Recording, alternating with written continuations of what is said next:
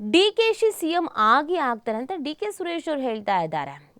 ಈಗಾಗಲೇ ಡಿ.ಕೆ. ಶಿವಕುಮಾರ್ ಅವರು ಸಿಎಂ ಆಗಬೇಕು ಅಂತ ಹೇಳಿದವರಿಗೆ ಸ್ವತಃ ಡಿ.ಕೆ. ಶಿವಕುಮಾರ್ ಅವರೇ ಬಾಯ ಮುಚ್ಕೊಂಡಿದೆ, ಏನು ಮಾತಾಡೋಕೆ ಹೋಗ್ಬೇಡಿ ಅಂತ ಹೇಳಿ ನೋಟಿಸ್ ಕೊಡ್ತೀನಿ ಅಂತೆಲ್ಲ ಹೇಳಿದ್ರು. ಈಗ ಅವ್ರ ಸಹೋದರನೇ ಡಿ.ಕೆ. ಸುರೇಶ್ ಅವರೇ ಸಿಎಂ ಆಗ್ತಾರೆ ಅಂತ ಮತ್ತೊಮ್ಮೆ ಈಗ ಡಿ.ಕೆ. ಶಿವಕುಮಾರ್ ಅವರು ಸಿಎಂ ಅನ್ನುವಂಥ ವಿಚಾರವನ್ನು ಮುನ್ನೆಲೆಗೆ ತರ್ತಾ ಇದ್ದಾರೆ. ಅವ್ರಿಗೇನು ಹೇಳಿದ್ದಾರೆ ಅಂತ ಅಂದರೆ, ಸಿದ್ದರಾಮಯ್ಯ ಅವರನ್ನು ಬೆಂಬಲಿಸುವುದು ಬಿಟ್ಟು ನನಗೆ ಬೇರೆ ಆಯ್ಕೆಗಳು ಇಲ್ಲ ಅಂತ ಉಪಮುಖ್ಯಮಂತ್ರಿ ಡಿ.ಕೆ. ಶಿವಕುಮಾರ್ ಅವರು ನೀಡಿರುವಂಥ ಹೇಳಿಕೆ ಅಸಹಾಯಕತೆ ಅಲ್ಲ, ಅವರ ಪಕ್ಷ ನಿಷ್ಠೆ ಮತ್ತು ನಾಯಕತ್ವಕ್ಕೆ ಕೊಡುವ ಗೌರವ ಅಂತ ಮಾಜಿ ಸಂಸದ ಹಾಗೂ ಬಮೂಲ್ ಅಧ್ಯಕ್ಷ ಡಿ.ಕೆ. ಸುರೇಶ್ ಹೇಳಿದ್ದಾರೆ. ಅಲ್ಲದೆ ಡಿ.ಕೆ. ಶಿವಕುಮಾರ್ ಅವರು ಮುಖ್ಯಮಂತ್ರಿ ಆಗಬೇಕು ಎಂಬ ಆಸೆ, ಆಗ್ತಾರೆ ಎಂಬ ಭರವಸೆ ಎರಡೂ ನನಗಿದೆ. ಮುಂದೊಂದು ದಿನ ಅವರ ಶ್ರಮಕ್ಕೆ ತಕ್ಕ ಫಲ ಸಿಕ್ಕೇ ಸಿಗುತ್ತೆ ಅಂತ ವಿಶ್ವಾಸ ವ್ಯಕ್ತಪಡಿಸಿದ್ದಾರೆ. ಏನು ಮಾತಾಡಿದ್ದಾರೆ ಅನ್ನೋದಕ್ಕೊಂದು ಬೈಟ್ ಇದೆ, ನೀವೇ ನೋಡ್ಕೊಂಡು ಬಂದ್ಬಿಡಿ.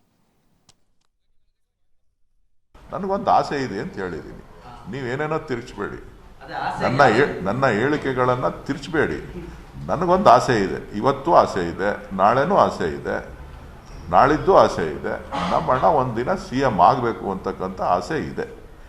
ಕಾರಣ ಏನು ಅಂತ ಹೇಳಿದ್ರೆ, ಅವರ ಪಕ್ಷಕ್ಕೆ ನಿಷ್ಠೆಯಾಗಿ ಕೆಲಸ ಮಾಡಿದ್ದಾರೆ.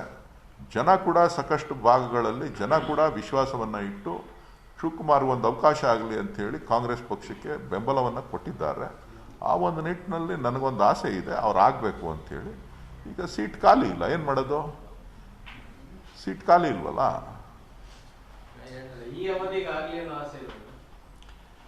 ನನಗದು ಈಗಲೇ ಹೇಳಲಿಕ್ಕೆ ನಾನು ಭಾಳ ಸಣ್ಣವಿದ್ದೀನಿ. ಅದು ಪಕ್ಷದ ವರಿಷ್ಠರು ತೀರ್ಮಾನ ಮಾಡುವಂಥದ್ದು. ಏನು, ಯಾವಾಗ, ಯಾರು ಮಾಡಬೇಕು, ಏನು ಮಾಡಬೇಕು. ಈಗ ಸದ್ಯಕ್ಕೆ ನಮ್ಮ ನಾಯಕರಾಗಿ ಈ ರಾಜ್ಯದ ಮುಖ್ಯಮಂತ್ರಿ ಆಗಲಿ ಕಾಂಗ್ರೆಸ್ ಪಕ್ಷದಿಂದ ಮಾನ್ಯ ಸಿದ್ದರಾಮಯ್ಯನವರು ಮುಖ್ಯಮಂತ್ರಿ ಆಗಿದ್ದಾರೆ. ಅದ್ರ ಬಗ್ಗೆ ಎರಡು ಮಾತಿಲ್ಲ. ನನಗೊಂದು ಆಸೆ ಇದೆ ಅಂತ ಹೇಳಿದ್ದೀನಿ. ನೀವೇನೇನೋ ತಿರ್ಚಬೇಡಿ. ನನ್ನ ಹೇಳಿಕೆಗಳನ್ನು